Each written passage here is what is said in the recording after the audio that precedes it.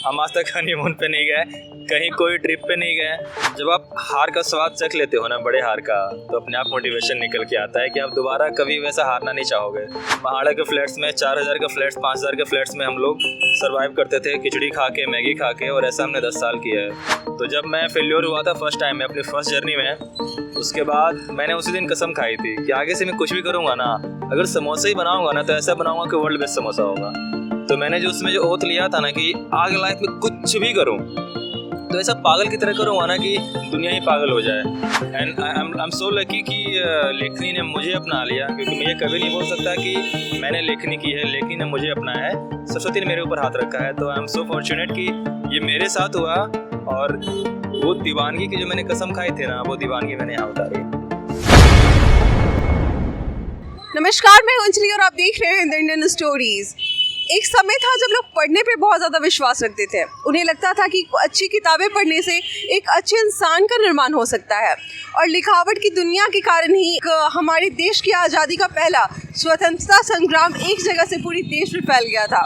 जिस समय में अगर किसी मैरिड कपल के बारे में बात करें तो वो कहीं ना कहीं प्लान करते हैं कि यहाँ घूमना है, वहाँ घूमना है, कार लेना है, बिल्डिंग्स चाहिए। उस जगह पर आपको ऐसे कपल्स देखने को मिलेंगे पटना जैसे शहर में, जहाँ पर वो एक यंग राइटर के रूप में हमारे सामने हैं, और खुद से इन्होंने 13,000 से ज़्यादा किताबें लोगों तक पहुँचाई है विद सिग्नेचर।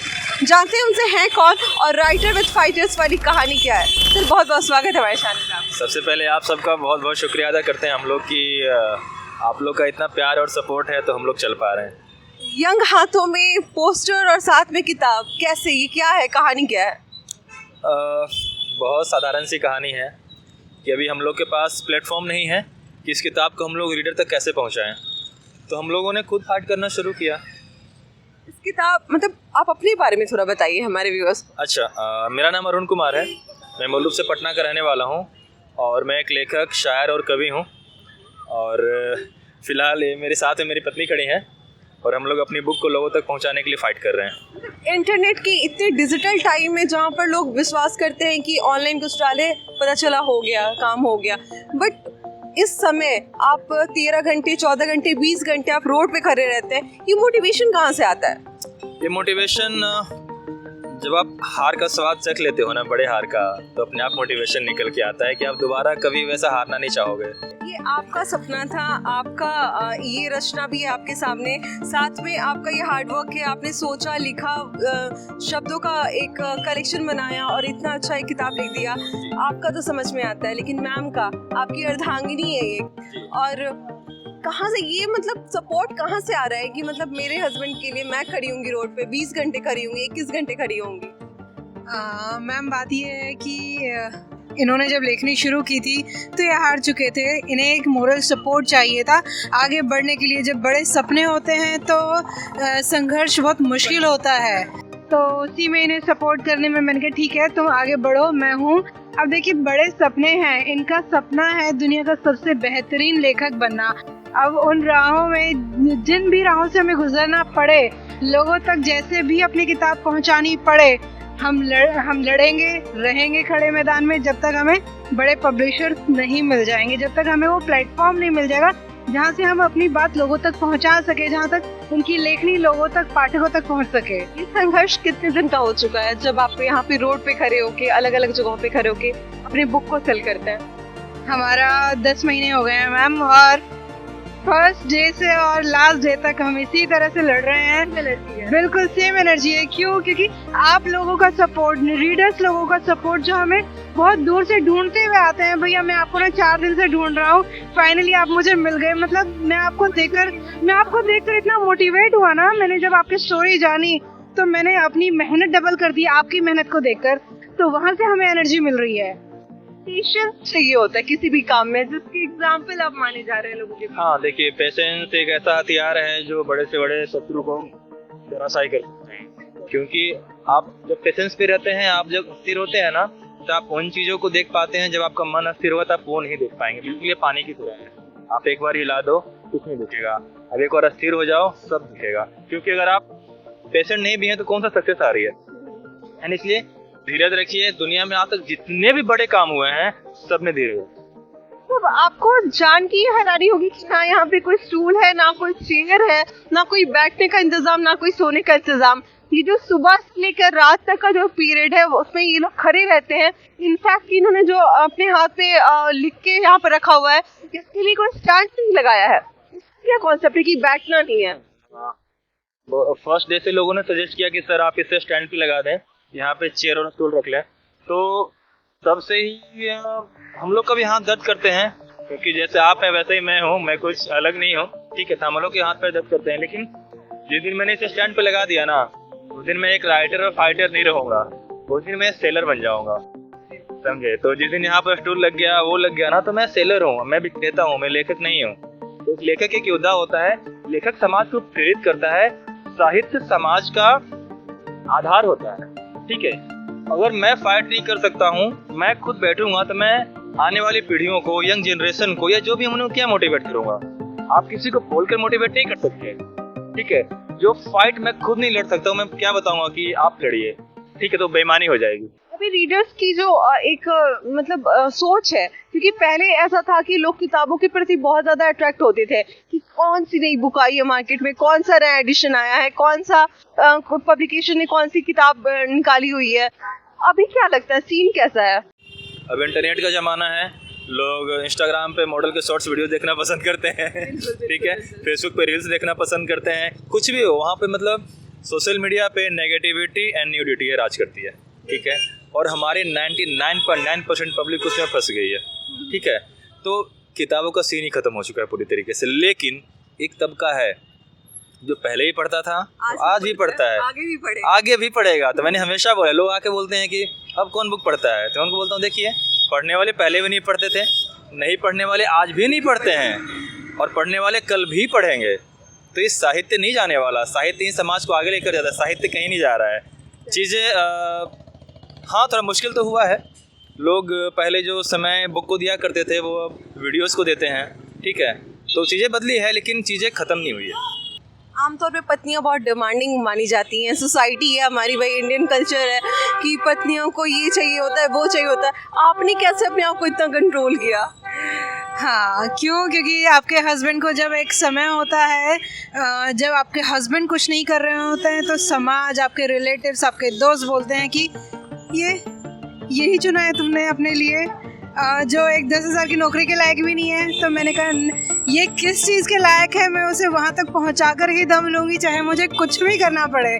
तो यहाँ से मुझे प्रेरणा मिलती है कि नहीं, मुझे अभी वो कुछ नहीं चाहिए, मुझे वो चाहिए जो इसे चाहिए, और जो हमारे देश का नाम रोशन करेगा, दुनिया में हमारे राइटर्स का डंका बजाएगा कि यस, इंडिया से भी ऐसे लोग हो सकते हैं। इसके अलावा जो एक चीज़ है ना कि फाइनेंशियल स्टेटस आपका क्या है, मतलब हमारे पास हमारी कुछ बेसिक नीड्स होती हैं जिनको हमें पूरा करना होता है, वो कैसे फुलफिल करते हैं आप? मैं बताता हूँ इसका बिल्कुल ज़ीरो। जब तक हम लोग स्ट्रगल कर रहे थे, हम लोग मुंबई में एक महाड़ा के फ्लैट्स में 4,000 के फ्लैट्स, 5,000 के फ्लैट्स में हम लोग सर्वाइव करते थे, खिचड़ी खा के, मैगी खा के, और ऐसा हमने 10 साल किया है।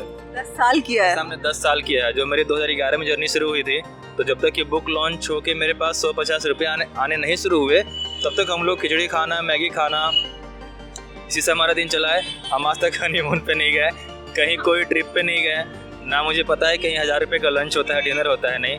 हम लोग एक ड्रीम के पीछे थे, ठीक है, कि हमें कुछ बनना है, एक मैसेज देना है बाद में सोसाइटी को, आने वाली पीढ़ियों को प्रेरित करना है, ठीक है। तो बस हमें ज़्यादा कुछ नीड थी नहीं, बस दाल रोटी किसी तरह से हमें ज़िंदा रहना था, सफ़र में हम जिंदा हैं।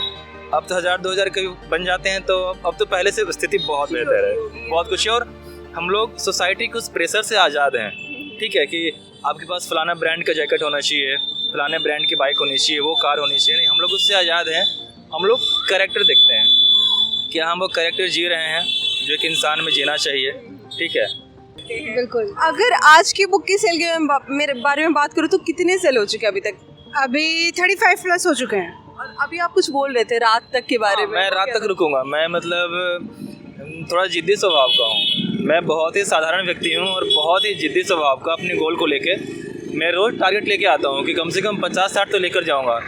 आज समय अच्छा गया, 35 हो चुका है, और मैं रात 10 बजे तक रुकूंगा जब तक कि 65-70 ना हो जाए। ना भी हुआ तभी मैं खुशी खुशी जाऊँगा, लेकिन एक जिद है कि मैं रात 10 बजे तक कुछ भी हो, ठंडी रहे गर्मी रहे, कुछ फ़र्क नहीं पड़ता। हम लोग को ठंडी वंडी नहीं लगती ज़्यादा, कुछ ओके है, चलेगा। हम लोग रात 10 बजे तक भी आप आएंगे, हम लोग मिलेंगे सड़क पे खड़े हुए कहीं पर अपने किसी एक रीडर का इंतज़ार करते हुए। इतने टाइम का 10 महीने का मेहनत, सुबह से 20-20 घंटे का काम, और उसके बाद इतना प्यारा स्माइल चेहरे पे कैसे मेंटेन होता है? क्या आपकी टूथपेस्ट में ये आप लोगों का प्यार है, आप लोगों का सपोर्ट है मैम, ताकि हम इतनी लंबी जर्नी कर पा रहे हैं। अगर हम खड़े होते और लोग आकर हमसे हमारी बुक नहीं लेते, हमारी लेखनी को सराहना नहीं करते, आप लोग हमारी बात लोगों तक नहीं पहुंचाते, तो हमारी भी हिम्मत टूट जाती। लेकिन आप लोगों का प्यार कि आप, हम यहाँ पे कितने लोगों से, 50-100 लोगों से अपनी बात रख पा रहे हैं, लेकिन आप कितने लाखों करोड़ों लोगों से हमारी बात पहुंचा पा रहे हैं। तो आप लोगों का सपोर्ट, जो रीडर्स लोग आते हैं हमारी किताब लेकर जाते हैं और फिर एक नए रीडर को लेकर आते हैं कि हमें किताब पसंद आई, ये भी किताब लेंगे, तो इसी से हमारा फ्यूल मिल रहा है हमें। और हमें वही आपने बोला जो मुस्कान, वही रीज़न है, आप लोगों का प्यार। ये बहुत रेयर है कि इंसान ना थक जाता है, इतने स्ट्रगल के बाद लगता है कि मर गए या फिर पता नहीं क्या चल रहा है, बस बेचना है, चेहरे पे स्ट्रेस आ जाएगा। अभी 3-4 बज रहे होंगे आई थिंक, और ये लोग सुबह से यहाँ पर लगे हुए हैं, और अभी तक स्टिल अब इनके चेहरे पे इतनी प्यारी सी स्माइल है, जिससे जितने भी स्टूडेंट्स आई थिंक यहाँ से क्रॉस करते होंगे उनके लिए बहुत इंस्पायरिंग चीज़ होगी कि ये देखो ये कर सकते हैं, तो फिर हम अपनी लाइफ में कुछ भी कर सकते हैं।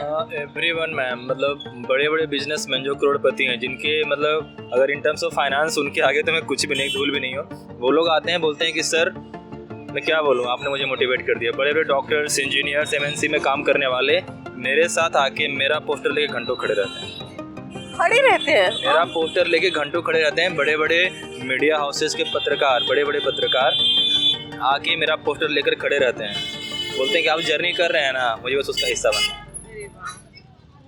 ये चीज़ जो है ना वो कोई आर्टिफिशियलिटी नहीं है, मतलब ऐसा दिखावा नहीं है, ये खुद का स्ट्रगल है जो इनके चेहरे पे दिखाई दे रहा है, इनका मेहनत जो है वो हाथों पे दिखाई दे रहा है।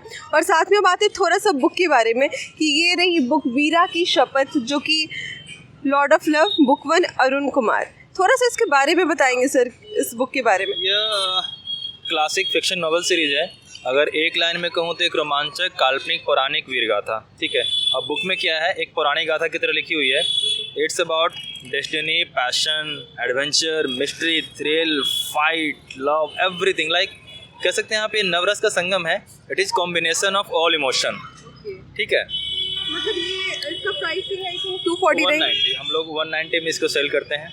ये 190 में मिल रहा है आपको, पूरा मतलब ऑल इन वन, है ना। Yes. सारे एक्सपीरियंसेस आपको, और कवर पे जो आप फोटो देख रहे हैं उनको आप यहाँ मेरे पास में भी आप देख सकते हैं, ये मैम की फ़ोटो है, इन्होंने ही अपना फ़ोटो शूट कराया था इसके कवर के लिए। और साथ में इसमें बहुत कुछ है इस बुक में। अगर आप जहाँ से भी देख रहे हैं, अगर आप पटना से हैं तो एक बार ज़रूर गायत्री मंदिर के पास में जस्ट यहाँ पर अपोजिट में आपको यहाँ पर ये दोनों मिल जाएंगे। अगर आप इधर से क्रॉस करते हैं तो ज़रूर आइए, थोड़ा सा मेहनत कीजिए, कहीं दूर भी हैं तो एक बार आके एक बुक लेके जाइए। और अगर कोई पटना से नहीं है तो वो आपकी बुक को कैसे लेगा? वो हमें मैसेज कर सकते हैं हमारे फेसबुक पर, इंस्टाग्राम पर, और हम लोग को एड्रेस भेजेंगे तो हम लोग उन्हें कुरियर कर देते हैं।